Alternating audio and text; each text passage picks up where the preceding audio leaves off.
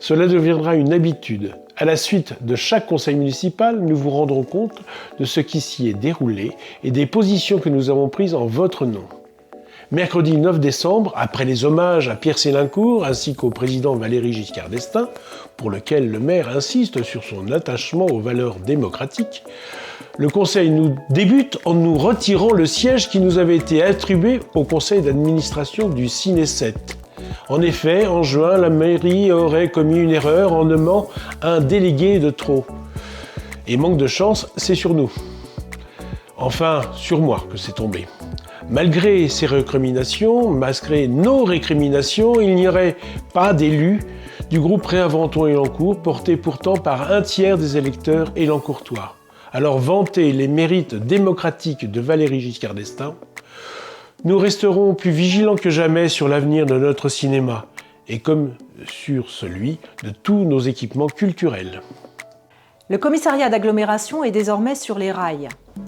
La délibération au dernier conseil municipal portait sur la demande de l'État d'une parcelle supplémentaire de 1000 m², venant s'ajouter aux 5000 m² déjà cédés par Élancourt sur les terrains des tennis municipaux. Bien évidemment, nous sommes partisans que les fonctionnaires de police puissent travailler dans de bien meilleures conditions que celles qui leur sont actuellement octroyées dans l'ancien commissariat. Mais si nous avons voté contre cette délibération, c'est en raison du manque de transparence. La mairie n'a pas pu nous dire à quoi allaient servir ces 1000 m² supplémentaires. D'autre part, la mairie n'a répondu à aucun des courriers de l'association du Pré-Yvelines, les riverains du futur commissariat d'agglomération. La ville possède environ 70 logements et s'en sépare progressivement. C'est le cas de la maison des Réaux, située à côté de l'école Sainte-Thérèse. Par manque de transparence dans la procédure, nous avons voté contre. En effet, il n'y a eu aucune diffusion publique de la mise en vente. Et pourtant, une offre de 270 000 € a été reçue, soit 50 000 € en dessous de l'estimation. Pour une maison non mitoyenne de 115 m², cela pose question. Surtout quand l'acquéreur est le fils d'un directeur des services de la ville. Lors de la campagne municipale, nous avions proposé d'adhérer à Anticor, la charte d'éthique et de probité.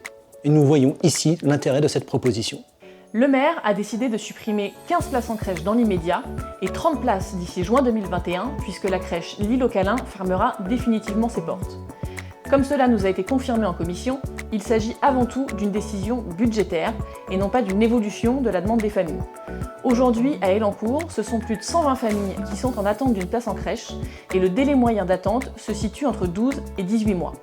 Nous avons donc voté contre cette délibération qui va dégrader le service rendu aux habitants et contraindra de nombreuses familles à devoir rechercher d'autres modes de garde, voire pire, à repousser leur reprise du travail.